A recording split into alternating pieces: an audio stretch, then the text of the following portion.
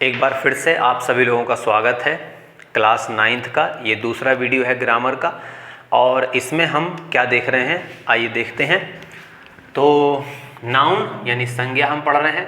Definition क्या है? A noun is a word, यानी कि एक संज्ञा जो है वो एक ऐसा शब्द है यूज्ड जिसका प्रयोग किया जाता है किस रूप में? As the name of a person, या तो किसी व्यक्ति के नाम के रूप में यूज़ किया जाता है, प्लेस या किसी स्थान के नाम के रूप में यूज़ किया जाता है, और या फिर किसी थिंग यानी किसी वस्तु के नाम के रूप में या ये मतलब कि प्रयोग किया जाता है।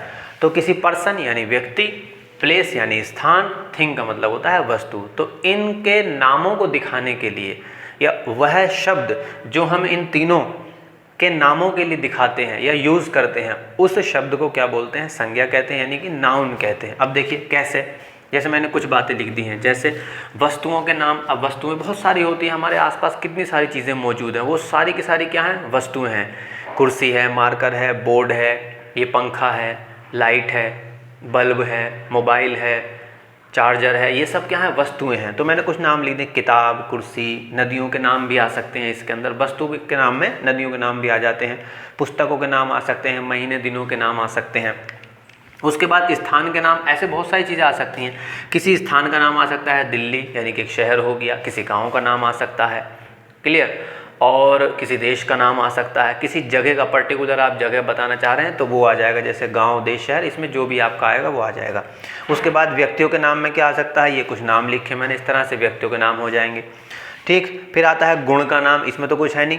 गुण के नाम में जैसे बुद्धिमानी एक गुण है, जो ख़ास बातें होती हैं। ईमानदारी एक गुण है, कलाकारी एक गुण है, पढ़ाना एक गुण है, ठीक, या टीचर होना एक गुण है। एक गुण की जो बात आएगी जब भी, तो भी हमारा नाउन होगा।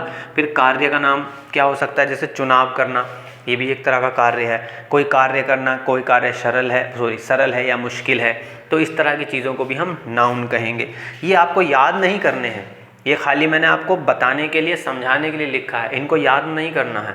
जब हम सेंटेंस पढ़ेंगे, जब हम सेंटेंस को इंग्लिश में लिखा होगा और उसमें से नाउन पहचानेंगे, तब हमको ये बातें धीरे धीरे समझ में आएंगी। तो ये आपको ध्यान रखना है कि इस तरह की चीज़ों को नाउन कहा जाता है। ये कुछ एग्जाम्पल लिख दिए हैं, पर याद नहीं करना है।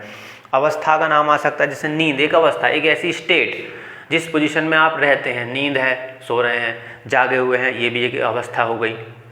बैठे हुए हैं तो नींद हो गया, ध्यान में बैठे हैं। जागरण का मतलब जागना होता है, जैसे जागना भी एक अवस्था है कि मैं जागा हुआ हूँ, सोया हुआ हूँ, इस तरह की जो बातें होंगी।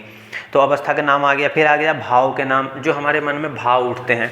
गुस्सा आता है, प्यार आता है, खुशी होती है, बुरा लगता है, वो सारे क्या होते हैं? भाव होते हैं। तो ये मैंने यहाँ पर लिख दिया। तो इस तरह की चीज़ों को नाउन कहा जाता है, ये आप ध्यान रखेंगे। अगली वीडियो में मैं क्या करूँगा, एक एक्सरसाइज यहाँ लिखूँगा, कुछ सेंटेंस लिखूँगा, उनमें से हम एक एक करके पहचानेंगे कि भाई इसमें नाउन क्या है और क्या नाउन नहीं है, ठीक है। इस वीडियो में सिर्फ इतना ही। मिलते हैं फिर से किसी नई वीडियो में, तब तक सभी को नमस्ते, जय हिंद। अपना ख्याल रखिए, आप नोट्स बनाते चलिए और इसका स्क्रीनशॉट ले लीजिए।